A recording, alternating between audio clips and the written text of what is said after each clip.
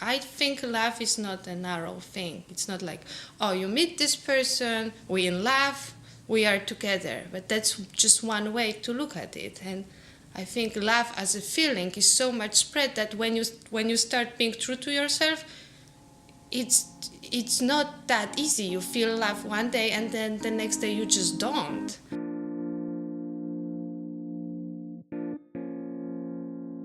There was this nutcase. Her name is London, and she doesn't know which end is up, but she always seems to come up on top. But the thing is that when we ever get together, she always walks out of me, and I say, "Oh my God, thank God." And then when I leave the restaurant, she's always waiting for me. And after the argument, she'll call me up. Well, if she doesn't call me this year, she'll call me next year. And there's not much I can do about it. Relationships don't fucking work in 2013, 14, 15, 16, 17. There's Facebook, Instagram, Twitter. Like, there's too much social networking for me to stay with one fucking person. And in addition, I travel like the world, or I like to consider that in 5 years I will. And I meet a lot of people. So I think it's an outdated regime even that doesn't apply to our current society. I really do. And I think that the only way to have a healthy relationship is to have an open relationship, is to be 100% honest with someone. Like, hey, I love you. I want you in my life. However, at the same time, I kind of want to fuck other people. And that other person should be cool with it and be like, all right, I understand that. I don't want to know who you're fucking, but as long as you're happy and you still want me at the end of the day, what's the problem? I think that it's natural to be attracted to other people. And it feels like you're holding a part back of yourself, which is not necessarily a bad thing. But if you want to explore that later on in life and you're married, like, you feel confined, I feel, as time goes on. My stepmom asked me lately about this boy who I just threw out from my house. He moved in with me to Warsaw. And I was like, no, it's too much. You're too romantic. I'm done with that shit. I want to have a stable life. Like, don't tell me about your feelings every day. And I threw him out after 2 weeks. It took me no trouble whatsoever. I said, it's not working. You have to go. And he packed his whole apartment in Seattle to be with me because we were madly in love before. And I'm like, no, I'm done with this love shit. And apparently, I'm not even done with that. And it was so easy to make this decision that I'm done. And I felt so wise and strong. I'm like, this, we tried to work out this fantasy, but the reality hit us. The fantasy doesn't work anymore. And it felt good to know that because then I knew where I am.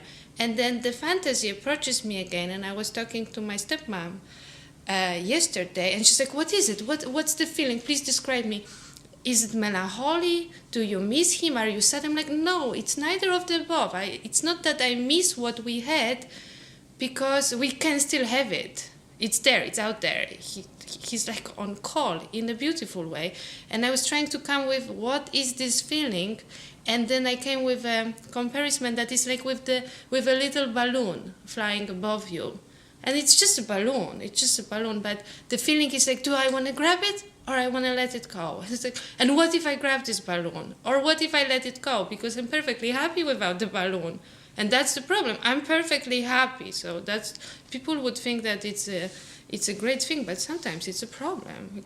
My friend Iman calls them the fables because he feels like they're always the same story of me meeting someone and, oh, I like him, oh, he's really nice, oh, he's really talented and he's inspiring, and we sat under the moonlight and listened to piano at the park and blah, blah, blah. And then 2 weeks into it, I'm like, I hate him, he's boring, da-da-da-da.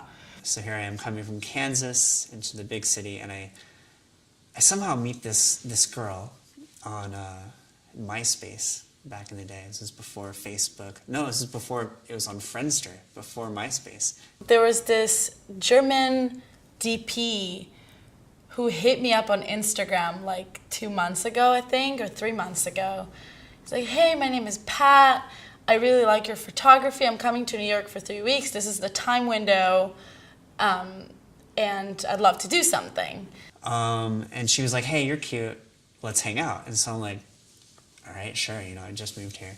And so I meet her, and she lives in the Lower East Side. And at the time I was living Upper West Side, so I come down, and I'd only been here for maybe a month. And she's the epitome of cool. Like, she is this artist, and she's got this kind of the way she dresses. It's just, I'm like, wow, and just mesmerized by her. So I met up with him when he was in New York, and we planned what we're going to do together. Anyways, we ended up hooking up, and he ended up moving into my basement for the last 2 weeks that he was here. So here I am, just probably making the worst impression. And she definitely shoos me off eventually, which I just take it as, like our evening has ended. The next day I email her, and I'm like, that was so amazing, and I had a great time, and I never heard from her for ever. 2 days ago, I get this direct message on Instagram from some really pretty girl, and she's like, hey, this is Pat's girlfriend or ex-girlfriend now. I just want to let you know that this whole time he's had a girlfriend, he's lied to you, and he was also hooking up with this other girl who lives in New York, and it's just who I know. And it was just really funny because he's like a 4 without tattoos. He's like a 2. He shoots on a fisheye and like lying to these 3 girls that are all too good for him. And it was just really funny. I'm not hurt or anything like that. I didn't like him like that, but I was just surprised, like just the audacity of him, doing that. I had a relationship that was very, I think as most women can understand, we all go through that phase where we pick somebody that we know from the beginning is a bad idea, but we still go with it, whether it be boredom or a phase in your life or whatever, but we go with it. So I was with someone that on the surface was the best thing in the world to happen to me. Probably at all of my friends, they all said, in his eyes, the sun rose and set on you. But behind closed doors, that's a completely different story. I don't think I've ever been really jealous of people as I've left adolescence. Just not a trait that I've really prescribed myself to. Like I had a girlfriend for half a year, and she said that she was fucking other guys, and I was like, all right. But people always say that in some kind of abstract way of like, oh yeah, it's fine, whatever, and then they get jealous. But I went over to her apartment one night, and I left some condoms there, and I was like, oh, what are those condoms? And she was like, oh, they're not there anymore. And I just thought now I have to go to the store and get some more. All right. But I was like, oh, wait, I didn't feel jealous. I think I should. So I was like, oh, so maybe I should explore polyamory, right? I don't think that it's possible to have a relationship that is polyamorous and is always going to please everyone at all times. I think that being in a relationship with 2 people, gay, straight, or otherwise, is extremely difficult. Complicate that with a 3rd person, or 4th or 5th, or however many people you're bringing into the relationship, and it just exponentially becomes more difficult to maintain it. But I definitely think I'm one of those that falls in love really quickly and really deeply. And it might seem a little manic at first. And I've tried to sway away from that a little bit because I've met a few assholes along the road. The funny thing is someone said to me the other day, I said, he said to me, he goes, what happened with your relationship? And I said, well, it ended kind of badly. And he said, no, it didn't. It ended great because it ended. This is a great segue because I was thinking about a lover who recently broke up with me. I have several right now. I was dating for the first time in a decade, as I was very committed to long-term relationships, but I started to date. And my recent lover said that I am very undisciplined and that he has a sense that he cannot be with someone who is undisciplined and hasn't really a sense of purpose. And I thought, of all the fucking things I've ever heard in my life, of all the excuses, undisciplined. I've dated some crazy fucking people. In other news about relationships, I dated a French guy who was like all different types of absurd. And it was just, honestly, in retrospect, it was just because he was hot and rich. But at the time, I thought I really loved him. And turns out he was abusive and crazy. So that was fun to know.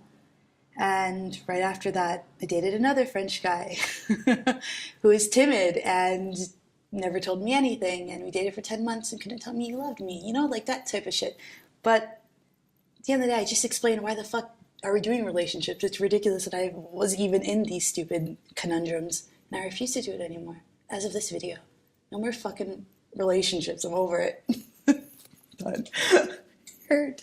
Fuck you, David, who broke up with me and told me I am undisciplined and you can't be with someone that isn't going to be your teammate. Fuck you!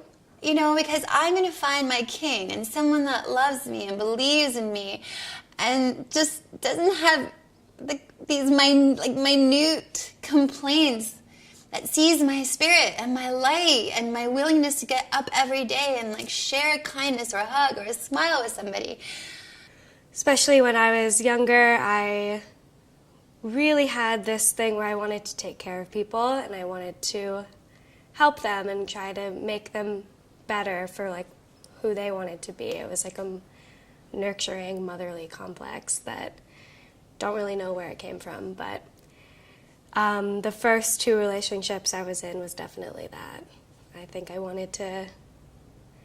saw two very different people suffering in a weird way, and I was like very attracted to that, and that scared me afterwards. And I tried to kind of consciously, like after those relationships ended in their own different ways, I tried to find somebody that was also a little more balanced and could take care of themselves.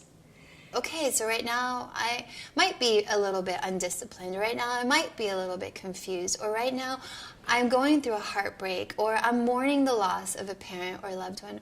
Or my dog is sick and that's causing me anxiety. You know, like, it's okay, like, where we are. So it's always so strange when people throw a curveball and make us feel like it's not okay. I don't apply very well to the idea that you love somebody and this person loves you and then you kind of serve the love purpose.